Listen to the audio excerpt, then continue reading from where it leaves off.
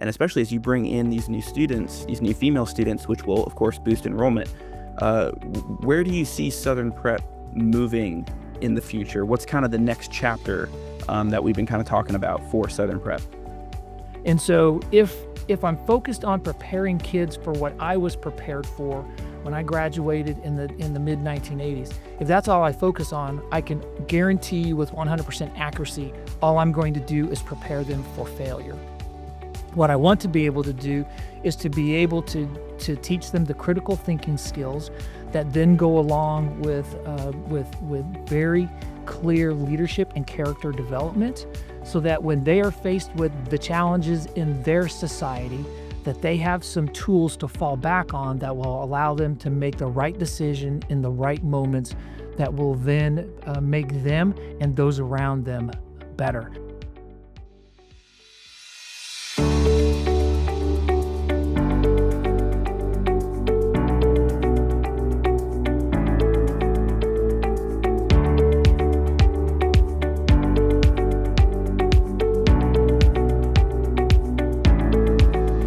Welcome to Campus Conversations, powered by the Alabama Independent School Association, the AISA.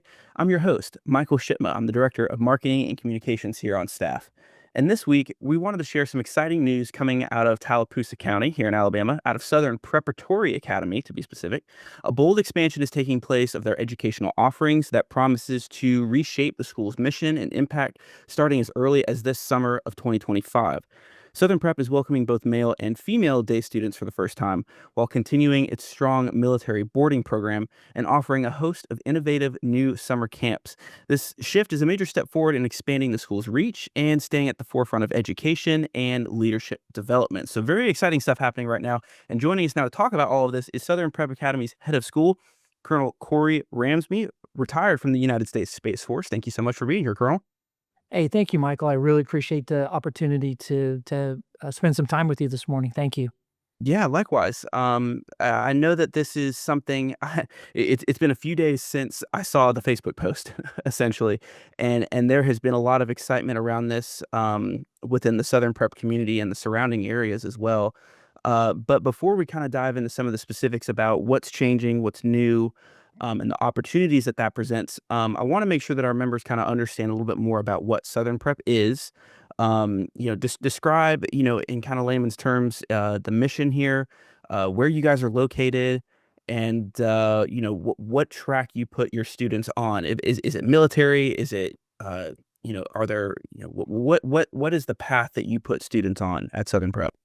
Yeah, absolutely, and that's always great to start the conversation with that, because it gives us a way to honor our founder, who is Dr. Lyman Ward, who established the school back at the turn of the 20th century, so 1898.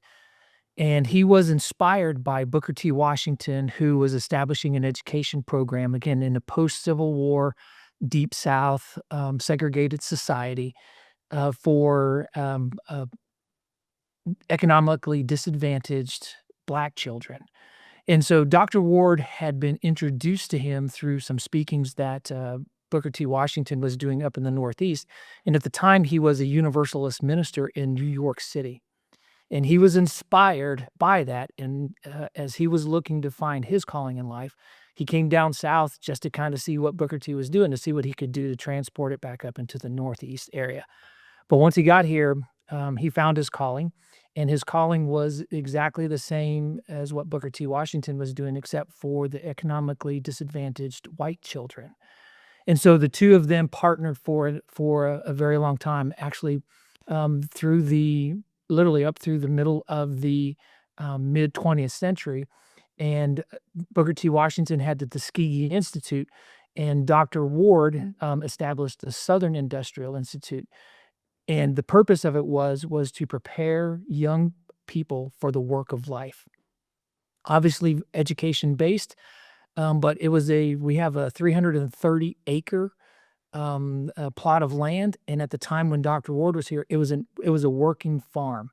Literally, the buildings that were built on site were built from the trees that were harvested from the property.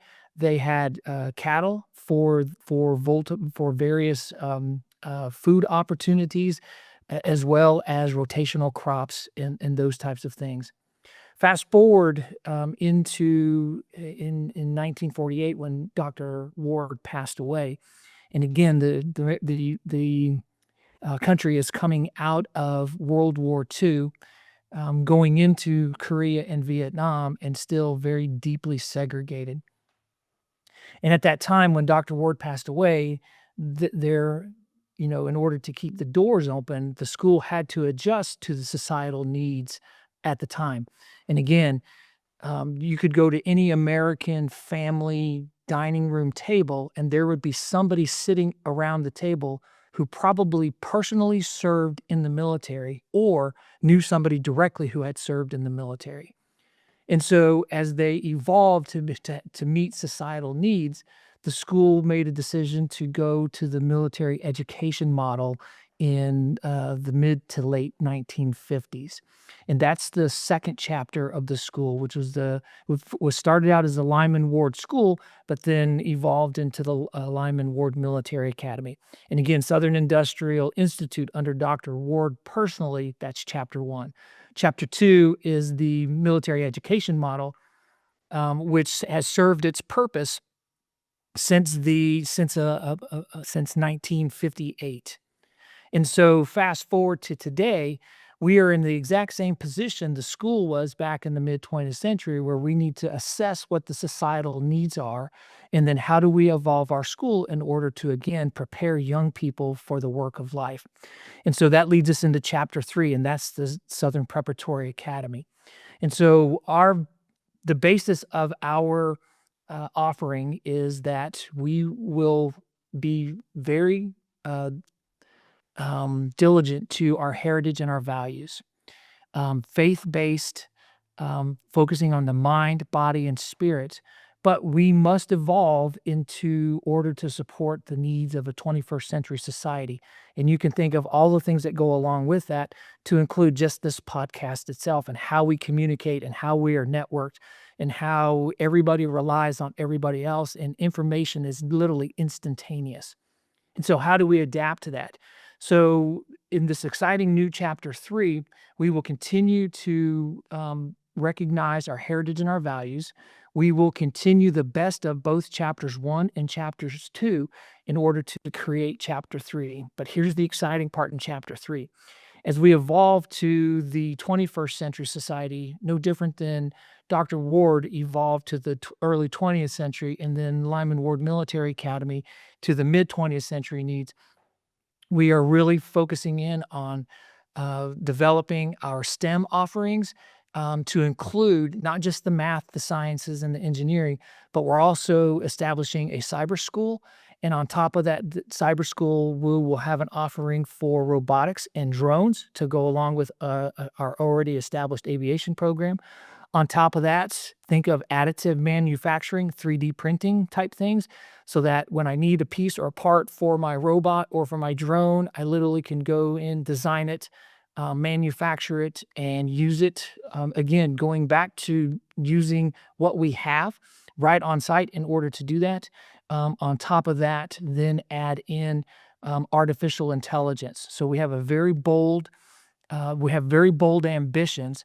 And within the next 5 years, we want to have the beginnings of what we're calling the Polytechnic Institute at Southern Preparatory Academy.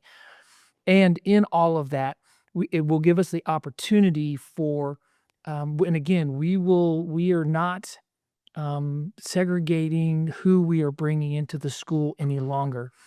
We will be bringing in both male and female.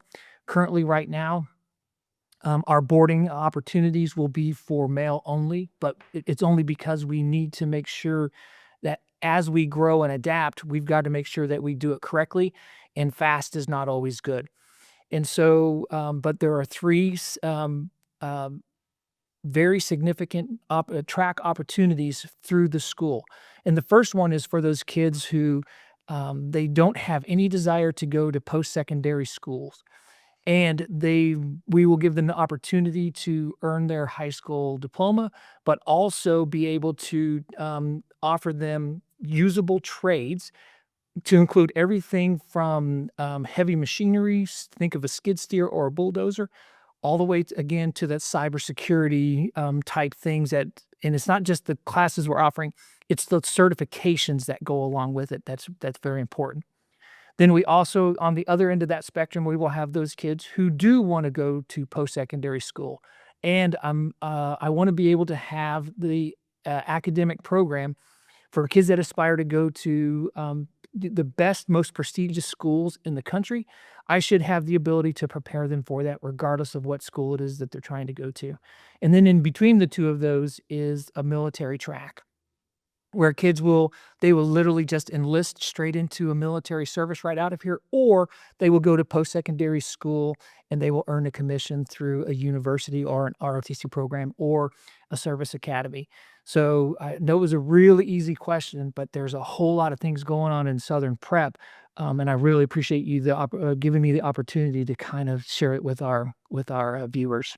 Yeah, and it seems like a lot of these changes and a lot of these offerings, it's very intentional. It's clear. It doesn't take long looking at Southern Prep from the outside looking in to see that there's a rich history there. And I think that with what you guys are doing and the way that you're advancing the school's mission, you want to stay true to that mission, but you also want to make sure that you're meeting the needs of your students and your community and indeed the nation as well as it stands right now. It's interesting with this shift. When you were talking about, at this point in history, Southern Prep made this decision to meet this need, and then they did it again, several decades later. Do you feel like right now we're kind of at another one of those maybe kind of, really critical points in history where it's kind of adapt or fall behind? We absolutely are. All you have to do is take a look at the capabilities that exist today. I mean, I graduated high school in the mid 1980s, and computers in the homes were just becoming prevalent. But today, you can't go to a single individual, to even children that don't have a computer literally in their pocket. This thing right here.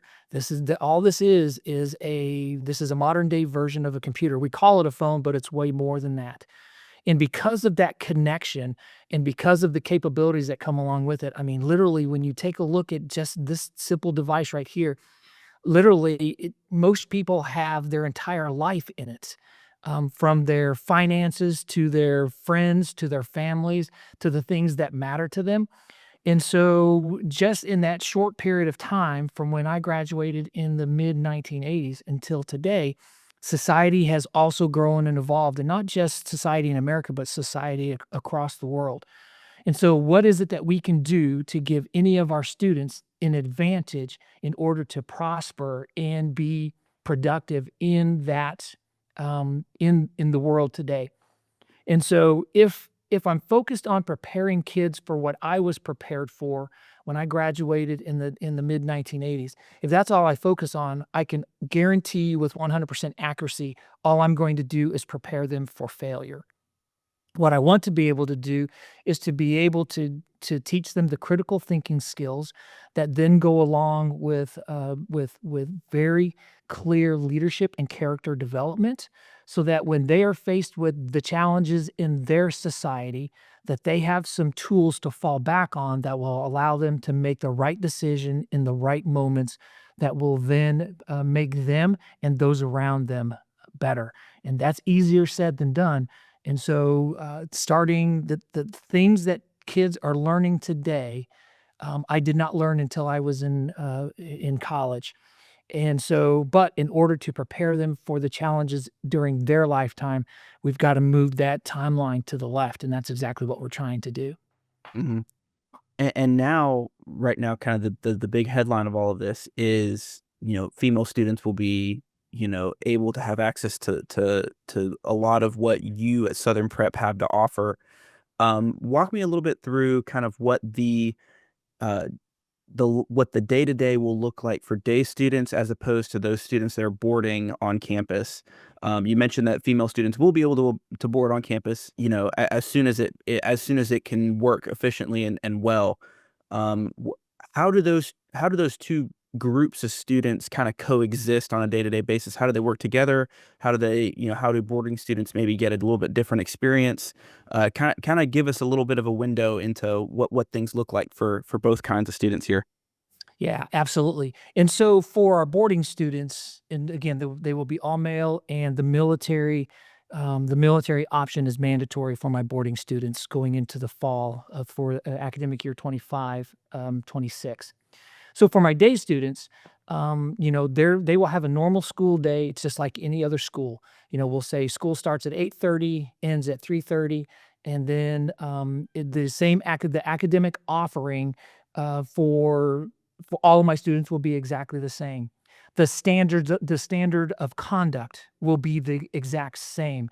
It just I will have some that are wearing a military style uniform, but then I will have others that are wearing what people would typically recognize as a private school type uniform. So we will still have our standards of conduct, and we will hold our students and our staff accountable to those standards of conduct.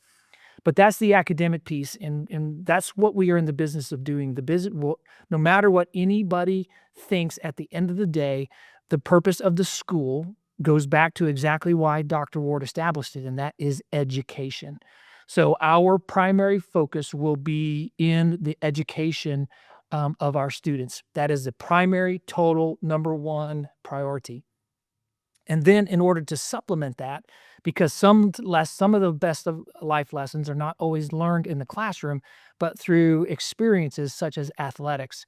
And so our athletic programs, we are also reinvigorating, and it will be in direct support of our academic teachings, which is that in order to be a champion on the field, you've got to be a champion off the field first. And it requires self-discipline, and it requires hard work, and the themes that you learn through competition is those are life lessons that if you talk to any athlete that had a reasonable experience on the athletic field, they will tell you there were lessons learned through athletics that you just can't get anywhere else. And then layer on top of that, my military program offering, which will also be available to my day students. So my day students will have the option to participate in my or my military program. And again, when you think of military, I think of leadership and character development, and there are just things that I can do in a military format that really drives those points home. But the best way I can describe it is that those that have a choice to be in it, they can either be in the junior ROTC program, which we have for both our students here, but also we are servicing the Tallapoosa County high schools, Horseshoe Bend, Reeltown, and Dadeville. We have students from all of those schools that are also participating in our junior ROTC program, or they can actually be a part of our Corps of Cadets. They can be a full-fledged member in our Corps of Cadets. So the best example I can give you of that, and what most people may be able to recognize, is Texas A&M at the university level. The very same thing. You have a very elite Corps of Cadets, and then you have a general student population. I can be a student and I can be in the Corps of Cadets, or I can just be a student and not be in the Corps of Cadets. And so that's the direction that we're trying to do. And it works well there. It works well at Virginia Tech. And then Norwich is another great example of a school that provides that same model. But yeah, from what you described, it's clear that students that attend Southern Prep don't necessarily have to or end up going the military route of That's correct. enlistment or getting into military service. But like you said, the lessons that they're learning are really unique and very applicable to other areas of their life. Um, However, focusing specifically just on military service and the students who do go on to serve our country in that capacity, um, you know, it's been in the news, and you'll see it from time to time. Enlistment numbers in U.S. military service, had gone down in recent years. Now, more recent research suggests maybe it's going back up.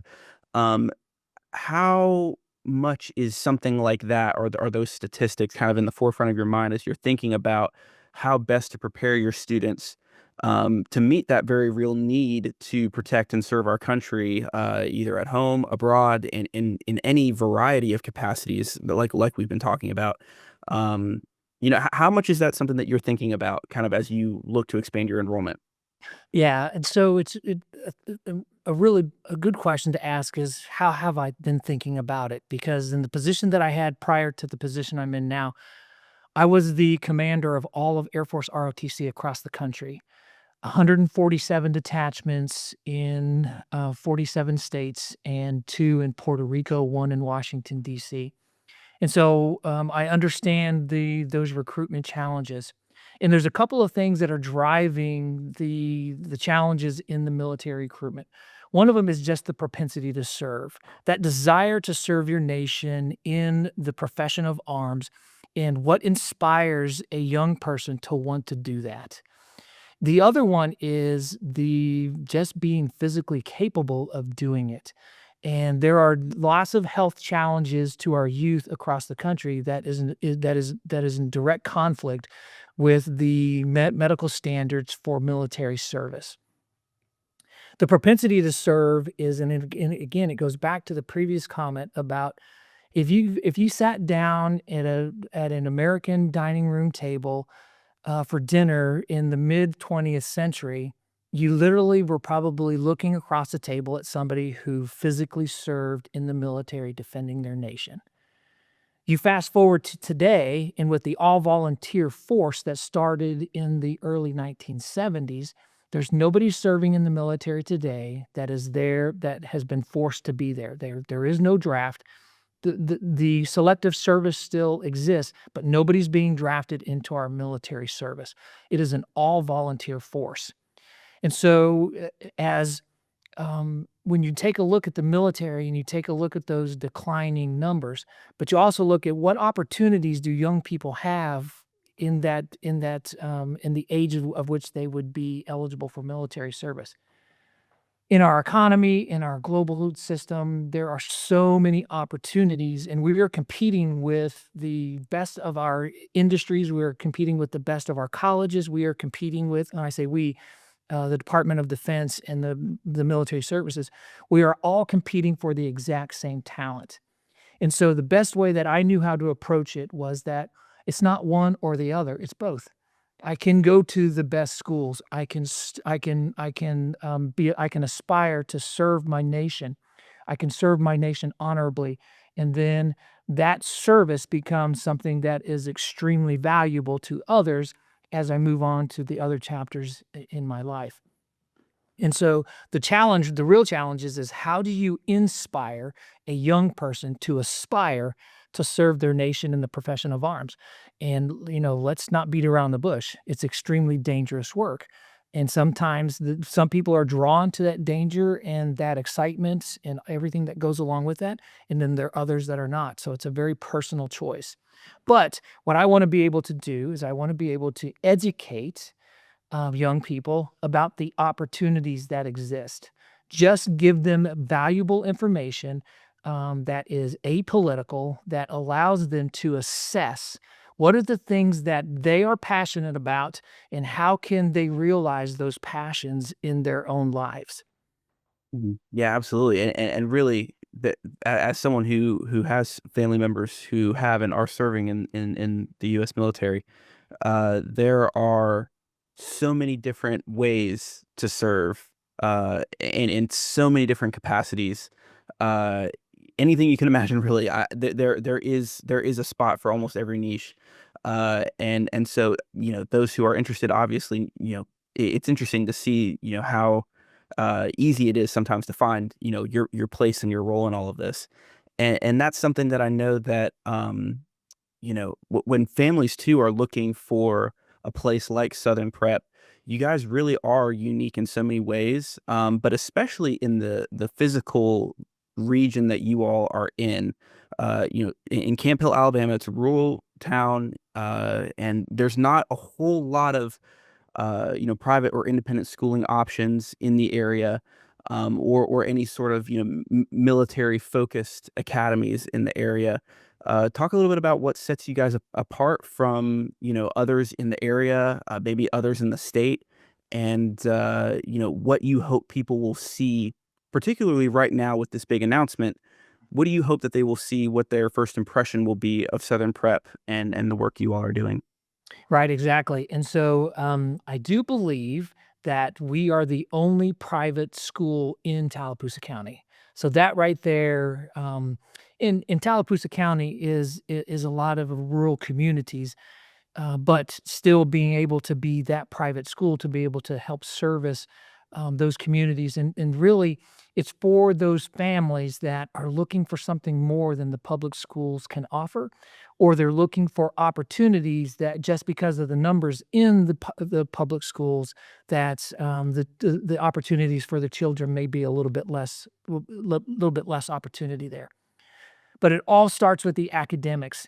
And so we are shifting our focus on academics. And again, we remember we've got the spectrum of those that have no desire to go to post-secondary school, all the way to those who want to go to the best schools our country has to offer. And so we want to be able to service that spectrum appropriately. So we will have normal, what I would consider normal course tracks that will get me through high school, get me my degree.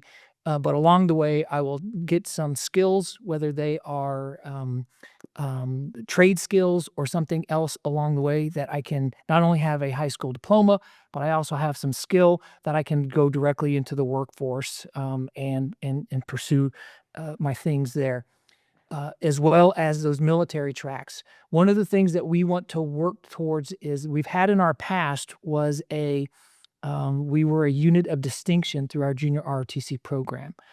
We recently lost that distinction, and we're going to work very, very hard to get that back. The beauty of that unit of distinction designation is that I have direct nominating authority to the service academies. So if I've got students who are interested in serving the military and they want to go to a military service academy, when we get that unit of distinction honor back, and we're working very hard towards that, that gives me the ability that instead of competing with 1,000 candidates going through our elected officials, it's still going to be extremely competitive, but you're competing in a smaller pool, because then I have the ability to nominate directly to those service academies. And then all the way up again to my high end students, is that we are also establishing our honors courses, and then also we will be working on getting our AP classes back as well. And think in terms of the history, the English, the math, the sciences. We are adding physics back. We're actually starting adding physics in our summer offering this year, but with the intent of getting it ready for the fall. Mhm. Now, with all of these changes that are taking place, and the summer programs too, which I would love to get into a little bit because those are very interesting to me about what you guys have going on there. But what has the reaction been like from your current families, maybe prospective families that have reached out and said, hey, with this change, now I would like to, enroll my daughter, or I'm interested in enrolling, my kids, who are girls. So, what have you been hearing? Yeah, and that's a great question, because it's a mixture of all of the above. So the current families, there are, some of their sons are here because they really needed that additional structure. And when you start adding in day students, the initial, the natural thing to think about is that, oh my goodness, the structure is now going to go away. Mhm.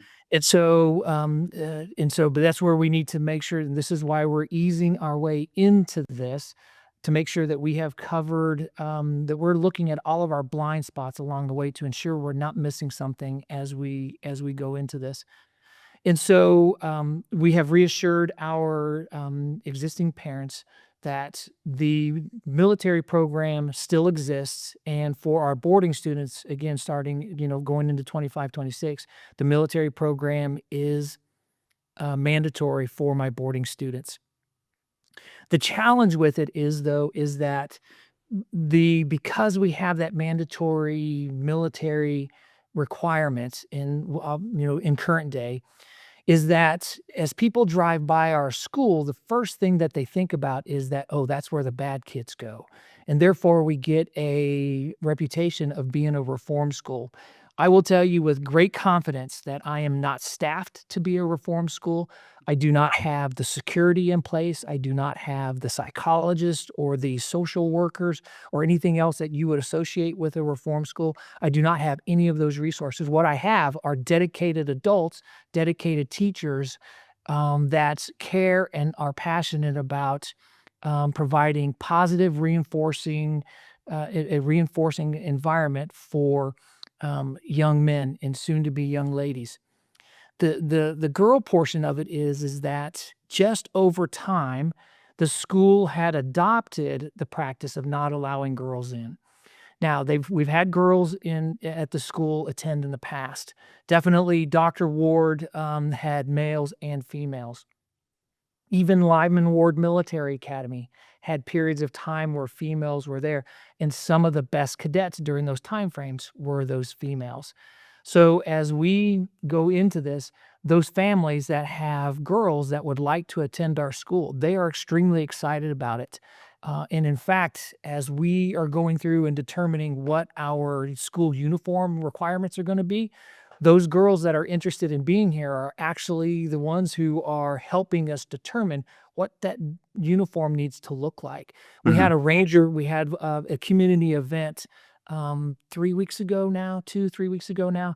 It was extremely successful, but opened it up to the community where it is a way for them to see that what it is that we're doing, how we're going about it, what our offerings are, and the ones that drew the most comments and the most attention were those female students. So it's both positive and um, there are those that are excited and ready to jump in with both feet. And then there are some that are more reserved and kind of want to wait and see. And then there are those who, because of the challenges that they may be having with their son currently, that they some of them will probably look to another school or institution in order to help them meet their needs. But in terms of my standards of conduct, nothing changes. We are not lowering our standard in order to go in the direction that we're going. We are maintaining our standards, and in some cases, we're raising our standards. And I'm excited to see when my military program becomes optional. And again, I've seen this at the university level that when you have an organization that has folks that all want to be there, then the excellence and the competition just raises to a whole new level, which just takes the excellence in a direction that I think everybody would want to aspire for. Yeah, it elevates everything, when you're able to kinda get that community together and really getting that buy-in, from all interested parties, and that was one of the things I did wanna ask was, I mean, just looking at this from a leadership perspective, an administrative, perspective here, what were some of the conversations like, because, going into this making this decision? Because, of course, there are multiple people that are gonna be, giving you their input, and there will be concerns anytime there's change. It can be tricky, it can be scary. Um, Talk about how you, as a head of school, uh, maybe just on a personal level, navigated all of these different, hurdles that go into something like this, the questions, the concerns, and just kind of the, will this work? Will this not work? Kind of what goes through your mind as you're kind of, taking a big step like this. Right. And so any change is typically hard. And then so there will be a group of folks who recognize the change must occur. And then, that's where the first ideas start to grow from. And then as the change starts to occur, then you start getting the pushback, and sometimes from the exact same people because, there's a lot of unknown that goes along with it. But I've dealt with change, organizational change, large organizations, and the change that goes along with it, again, in my military career. So the best way that I have learned how to navigate that is that you have to do it as a team. It's no different than building an athletic team.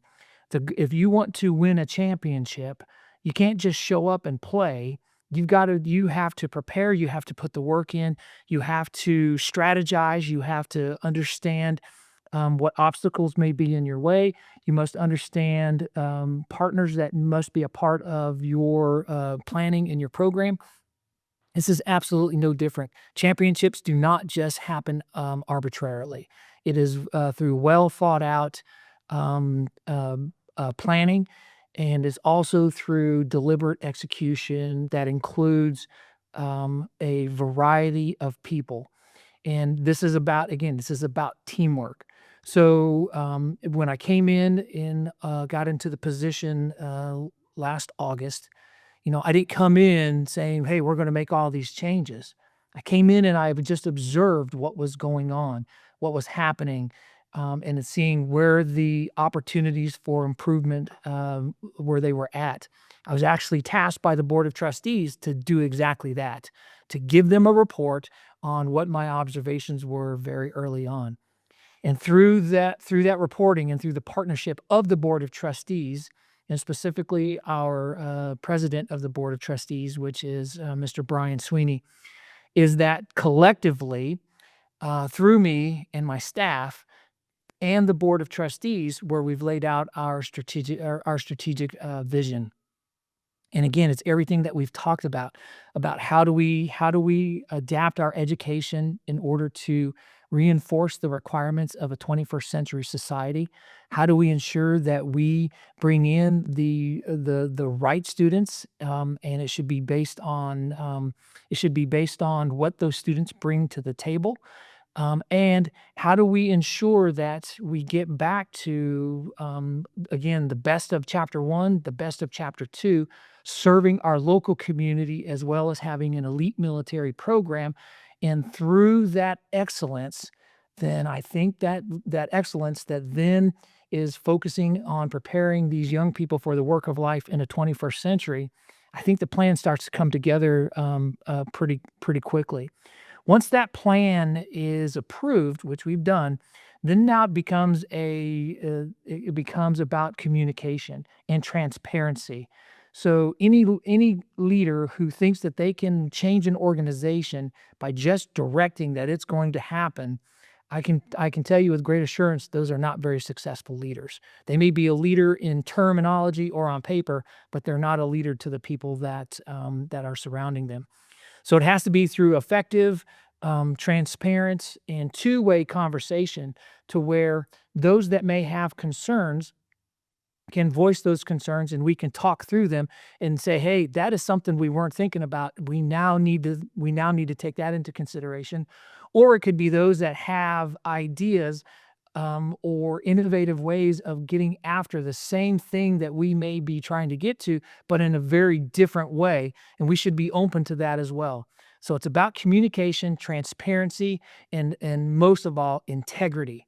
Do not say something that you're not going to do, or that you're not able to do.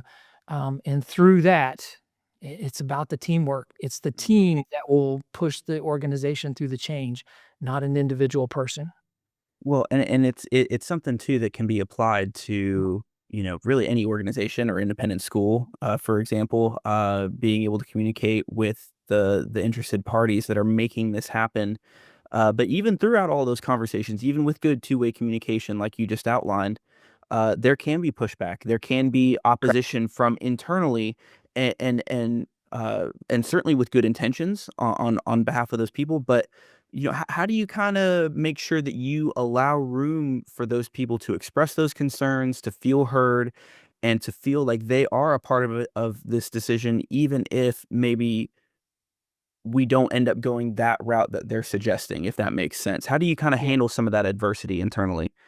Absolutely. One of the things I've learned as a leader is that when all you hear around you are people that agree with you, that's the first indication that something is not right.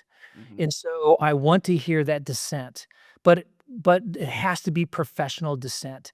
It has to be in the best interest of the organization.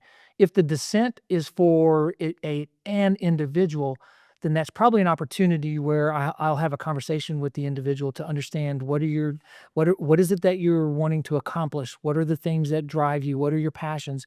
Where do you see yourself in a year, 2 years, 3 years, whatever the time frame might be? And at the end of that conversation, we may just come to the conclusion that they need to be someplace else, and that's perfectly fine. Because again, it has to be about the needs of the organization. And if somebody is in the organization and their personal goals and objectives do not align with the organization, no matter what level it is, I think there is a perfectly fine way for those two entities to go in a different direction and leave on good amicable terms, because if something changes in the future where they would want to come back and be a part of it and bring experiences, then it should be open to that as well. But it always, always, always must be professional. When it becomes personal, then it's no longer about the school. It's about an individual, and Mhm, those typically are never healthy. mhm. Well, and there's a lot that you're, you know, taking on, your own shoulders here. Like you mentioned, you've only been at Southern Prep as head of school for several months now. And now you're coming in, and like you said, it's really interesting the way that you put it, coming in and not necessarily coming in, with a bulldozer or anything like that, and restructuring everything, because you're the new face, but really taking that time to step back, observe, see what's working, understanding the history, excuse me, and then looking at those long-term goals and formulating that plan to achieve those goals. Um, as you look, like you said just a moment ago, to, the next year, 2 years, 5 years down the line, and especially as you bring in these new students, these new female students, which will, of course, boost enrollment, where do you see Southern Prep moving in the future? What's kind of the next chapter, that we've been kinda talking about for Southern Prep? Right. So if I'm looking at everything that all of our initiatives were successful, here's how I see it. So let's start with our summer programs, because really I look at the summertime as a springboard into the academic year. So in that summertime, and again, the foundation is education, education, education, education. There is no other foundation. Our heritage and our values, but it has to directly support the education. So we would start with um, our education offerings in the summertime, and so in the past, it's really been more about recovery. Meaning that I'm at another school, or even my own school, where I have, failed a course and I need to make up that credit, before I get into the next school year. And so that's when we would service those students. We will still do recovery, and this year we will do it in, I believe it's English and excuse me, I think it's algebra and biology are the recovery courses that we have, but we are taking that next step towards advancement courses. And so we're talking about physics or chemistry or honors English or honors algebra 2. We have all those coming up in our summer offering, but it's more for the advancement because, and again, if you think about those kids that are applying to get into the best universities, I've seen a lot of these applications at the best schools across this country, and I was actually at one of those schools coming into the school that I actually had some input on those that were admitted and those were not, and it is extremely competitive. A lot of the kids that I see going into those schools, they have above a 4.0 GPA. They've participated in every sport. They've got, clubs and projects that they've done in their Yeah, past. the They've been at resume is there. That's exactly correct, and they're eye-watering, and they haven't even left high school yet. And so what I want to be able to do is to also be able to service those kids through our summer offering where they can come here and in a 4-week class, I can get a credit in physics in 4 weeks that then opens up my semester at whatever school I'm going to where I can either concentrate on other courses within that school that helps me continue down that path, or it allows me to be a better athlete because I'm focusing more of my time in training, um, and I'm not trying to find I'm not living through an unhealthy balance between academics and athletics. and what does that look like? And then in addition to our summer offerings, we also have our summer school offerings. We also have our summer camps, which are these are really more for fun, but also there's an education piece in it. So we will have a STEM and aviation camp. So think about when we talk about STEM, and these are only 5-day camps, so you got to cram a lot in there. But think about there will be an aspect of robotics, an aspect of drones. We will introduce kids that want to experience flight. We will introduce them to the world of flight. And then we also have what we call nature's wonders, and think about all of those things that in 300 that what 330 acres can offer, but all of the ecosystems and the things that are really available and prevalent here in this part of the Southeast.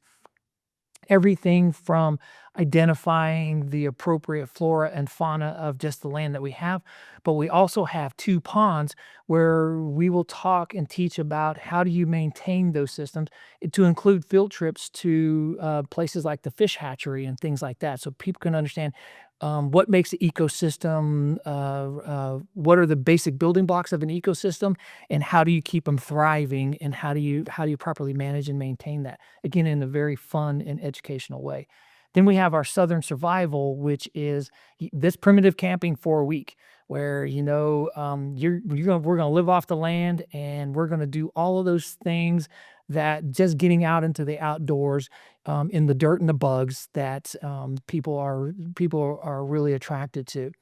And then our final one, and this goes back to the whole military thing, is that today, because of the lack of information about what the military services really have to offer, a lot of young people are listening to folks that are not necessarily giving them the full story about what service in the military is. So, for example, I go talk to Uncle Joe, and Uncle Joe had a bad experience in the Army, so he'll tell you, don't ever join the Army, or whatever the case might be. So we're offering our final camp, which is called Operation Leadership, and it's a 2-week camp. The first week is going to be spent on the introduction to the mission set of every single service that we have. And what I mean by that is the Army, the Navy, the Marine Corps, the Air Force, and the Space Force. We're thinking about the Coast Guard, but we're really predominantly thinking about the 6 primary military services. And not only are we going to offer that, but it will be taught by members of those services. So we'll use the Army for the example on day 1. So day 1 is Army Day. So from reveille to retreat, you're in the hands of Army personnel, and we're going to do their physical training. They're going to teach us about their mission sets. They're going to teach us about their core values, all of those things. Then we repeat that on day 2 with the Navy and the Marine Corps.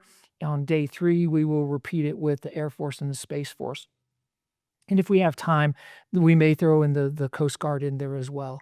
And so that's week 1. And then week 2 will be a series of challenges and group leadership projects that allow these children to apply in a military environment with military training, pseudo military training, so that they can get a sense of, you know what, I thought I wanted to run around in the woods and carry heavy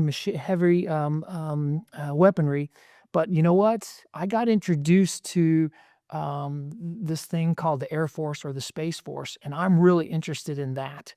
So I want to be able to give them the education that they need in order to make an educated decision about what service are they most passionate about, so that then when they go down that path, that it's meeting their needs, and they don't discover once they get there that that was something that was not for them. Mhm. Yeah, and with everything that you are offering at Southern Prep, there's, of course, much to be said about the role that families and then the students themselves need to play in all of this as it pertains to setting themselves up for success to be able to take advantage of the opportunities that you all are presenting them. What's maybe something that you would say, or what advice would you give to families, including students, about what they need to be keeping in mind as it pertains to becoming a part of the Southern Prep family and participating in these programs, what do they need to have in mind? How can they best prepare themselves to get the most out of it? That's right. And so, I mean, so, looking back, I raised 3 children of my own. I have 5 grandchildren. And looking back, probably the most important thing, raising children, it's their education. And their education, and all of my kids went through public schools, but I was very fortunate that every place that we were assigned to, that had a very rich education system that were able to meet our needs. And so for those that are interested in taking a look at Southern Prep or any other school, the first thing I would ask them to do is, what are your objectives? What is it that you're looking for by sending your child to that school? And it's got to align with that. I could easily say, "Yep, come to Southern Prep. It's going to be the greatest thing ever," but that's not really truth in lending. It is about, what is it that you're looking for, and does that school meet those requirements? So if I have a family that's looking for a school that is allowed to express their faith during the school day, this would be a great opportunity for them here at Southern Prep. If I have a family that is interested in sending their student to a school that has clear standards of conduct and accountability, then this would be a place that I would want them to look at in both a military and a non-military option. And then also, fundamentally, you have to take a look at what are the academic offerings. Because again, if I'm going to invest in the education of my child, I got to make sure that that investment is going to meet the educational needs. Again, whichever track they decide to go, whether I'm going to go into the trades, the military, or post-secondary school, I must make sure that I get that return on investment. And then ultimately, my agreement with any student that comes to Southern Prep is that we must have the ability to understand what the needs of that student are, and that at the end of the day, our going in position and our going in plan is that you should leave Southern Prep knowing that you were better because you were here. And if I cannot achieve that, then it's not a place that I would want to be. Now, we're not gonna be always 100% successful. However, the going in position is that I have an understanding of what the requirements are. I have an understanding that I have the capabilities to deliver what the parents are expecting. I have the ability to challenge the students. And then again, the ultimate goal is that the very second that they leave Southern Prep, whether they stay here all the way to graduation or they're only here for a year, is that they were better because they were here. And that's my going in position for every single student that inquires about coming here. Mhm.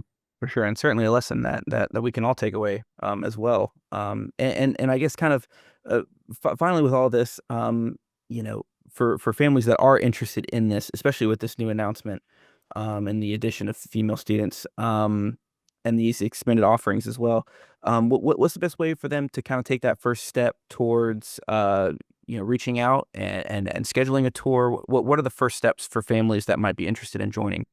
The best way is to just go to our website, southernprepacademy.org. And then from there, you can take a look at all of our offerings. You can take a look at our heritage and our values. You can see who our staff are. And then from there, if that is something that interests you, then you can go to the admissions tab and you can talk to one of my admissions counselors. And I have a great staff here who would be happy to talk to anybody and provide any additional information. It can be anything from just answering simple questions or all the way to setting up a tour to come tour the campus. Over 300-acre campus from what you were saying, 300 and a beautiful one, 330 and a acres. beautiful, yeah, and a beautiful, area as well, over there in Camp Hill, Alabama. So, again, southernprepacademy.org. I will link, the website down in the description of this podcast, but, Colonel Ramsby, thank you so much for coming on and talking about all of this. We here at the AISA office are, of course, very excited for you all. Very grateful to be able to work with you guys, and really, yeah, just excited to see what the future holds with this next chapter for Southern Prep. So thank you again for coming on. Yeah, thank you, Michael. I really appreciate you sharing some time with me this morning. Campus Conversations is brought to you by the Alabama Independent School Association. If you want to learn more about the AISA, check out our website at aisaonline.org. You can also follow us on Facebook, Instagram, X, and YouTube. Thank you so much for listening, and join us Tuesdays for the next episode of Campus Conversations.